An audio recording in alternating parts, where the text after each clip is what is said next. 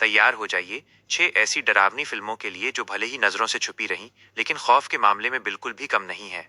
और अगर आपको ऐसी हिडन हॉरर फिल्में ढूंढना पसंद है, तो लाइक और सब्सक्राइब जरूर करें, क्योंकि असली डर अभी शुरू होने वाला है। नंबर 1 मूवी है कीपर। एक कपल अपनी सालगिरह मनाने के लिए शहर की भीड़ से दूर एक सुनसान केबिन में जाता है, जहां न कोई शोर न कोई इंसान, सिर्फ खामोशी। शुरुआत में सब कुछ परफेक्ट लगता है, लेकिन धीरे धीरे कुछ अजीब होने लगता है। ऐसी आहटें जिनका कोई स्रोत नहीं, ऐसी परछाइयां जो कभी दिखती हैं, कभी गायब हो जाती हैं, और फिर वो एहसास कि वो दोनों वहां अकेले नहीं हैं। ये कहानी डराती नहीं, ये धीरे धीरे आपके दिमाग में घुसती है और खामोशी को ही सबसे बड़ा खौफ बना देती है। नंबर 2 फिल्म है टुगेदर। दो लोग जो सालों से साथ हैं, लेकिन अब उनका रिश्ता टूटने के कगार पर है। शहर की भीड़ से दूर वो सुकून ढूंढने गांव चले जाते हैं। सोचते हैं शायद दूरी उन्हें फिर से करीब ला दे, लेकिन जंगल में एक अजीब सी घटना के बाद सब कुछ बदलने लगता है। उनके शरीर धीरे धीरे बदलने लगते हैं, कुछ ऐसा जिसे वो समझ नहीं पाते। अब सवाल ये नहीं है कि उनका रिश्ता बचेगा या नहीं, सवाल ये है क्या वो खुद पहले जैसे रह भी पाएंगे।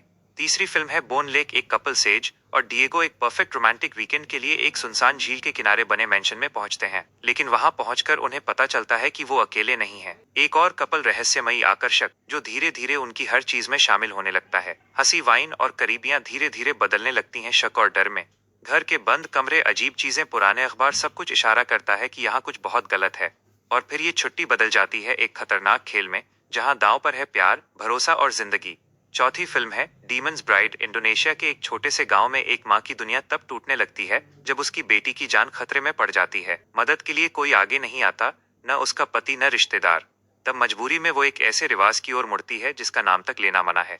उसे एक वादा मिलता है, उसकी बेटी बच जाएगी, लेकिन बदले में उसे कुछ ऐसा देना होगा जो उसकी सोच से भी ज्यादा डरावना है। धीरे धीरे उसका घर बदलने लगता है, एक ऐसी जगह में जहां जिंदा और मरे हुए के बीच की दीवार टूट चुकी है, और अब हर फैसला एक नई डरावनी कीमत लेकर आता है। पांचवी फिल्म है फ्रेवाका शू। एक युवा केयर वर्कर जो अपनी माँ की आत्महत्या के दर्द से भागने की कोशिश कर रही है। उसे एक काम मिलता है आयरलैंड के एक दूर दराज गाँव में एक बुजुर्ग औरत पेग की देखभाल करने का। शुरुआत में सब कुछ शांत लगता है, लेकिन पेग कोई साधारण औरत नहीं है। वो अजीब कहानियां सुनाती है। अपनी शादी की रात उसके साथ कुछ हुआ था, कुछ जो इंसानी नहीं था। जैसे जैसे शू उस पुराने ठंडे घर में रहने लगती है, उसे एहसास होता है कोई उसे देख रहा है। परछाइयां हिलती हैं, दीवारों से फुसफुसाहट आती है और गांव वाले सच छुपाते हैं।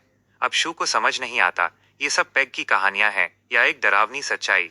छठी फिल्म है बेस्ट विशेस टू ऑल। एक युवा नर्सिंग स्टूडेंट शहर की भागदौड़ से दूर अपने दादा दादी से मिलने एक शांत जापानी गांव पहुंचती है। उसे लगता है यहाँ उसे सुकून मिलेगा, पुरानी यादें और अपनापन। लेकिन धीरे धीरे वो नोटिस करने लगती है कुछ तो अजीब है।